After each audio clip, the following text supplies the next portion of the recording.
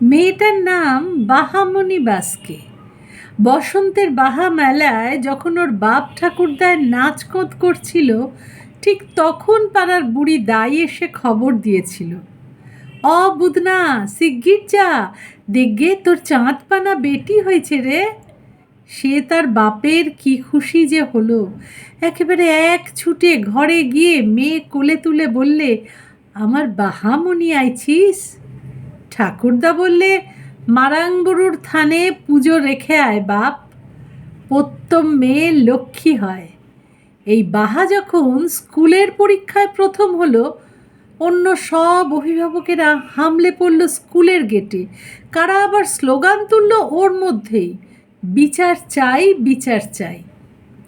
বাহার বাপের বুক ঢিপ ঢিপ, মেয়ের কানের কাছে মুখ নামিয়ে জিজ্ঞেস করলে, হ্যাঁ রে মা, কিছু করিস নাই তো?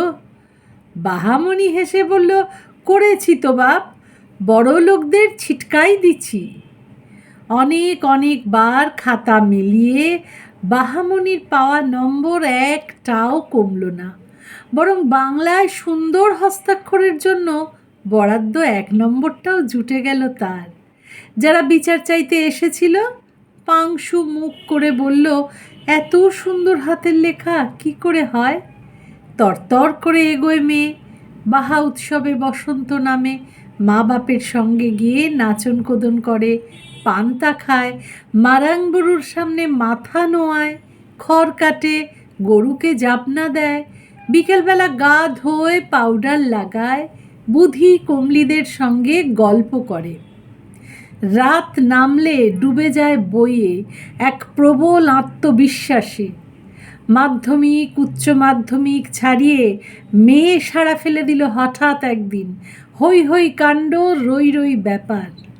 বাহামণি বাস্কে মেডিকেলে পেয়েছে চান্স। ওই যে যারা বিচার চাইতে এসেছিল তারা আড়ালে হাসলো, বলল, বোঝো না, সংরক্ষণ। না, এদেশের ভাগ্যে আর ভালো কিচ্ছু হবে না। ও যদি ডাক্তার হয় মরবে, সব মরবে। বাহামণি ডাক্তার হলো, কিন্তু তার কাছে চিকিৎসা নিতে এলো না কেউ। বাহামণি গলায় স্টেথোস্কোপ নিয়ে সাঁওতাল পরগনার মাঝখানে গিয়ে দাঁড়ালো। বাদল মুর্মু, টগরি টুডু, লম্বু হেমব্রেম, লক্ষ্মী, রতন, সোনালি সবাই একে একে এলো তার কাছে। বাহা, পেটে বড় বেদনা।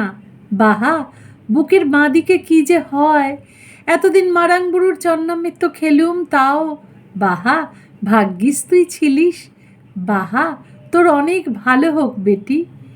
অনেক ডিগ্রি অর্জন করলো, বিখ্যাত কার্ডিওলজিস্ট বাহামণি বাস্কে পুরস্কৃত হলো দেশ ছাড়িয়ে বিদেশে।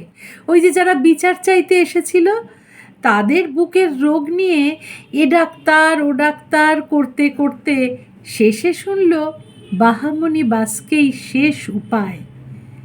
বাড়ির লোককে বলল, আর কি, সব ডাক্তারই ওর কাছে রেফার করছে যখন। ভদ্রপাড়া ধীরে ধীরে ভিড় জমালো সাঁওতাল পরগনায়। বসন্তের বাহা উৎসব তখন খুব।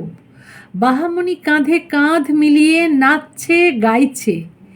ওর বাপ বললে, যা বেটি যা, ওদের বুক কেটে ধুকপুকটা বের করে নিয়ে আয়।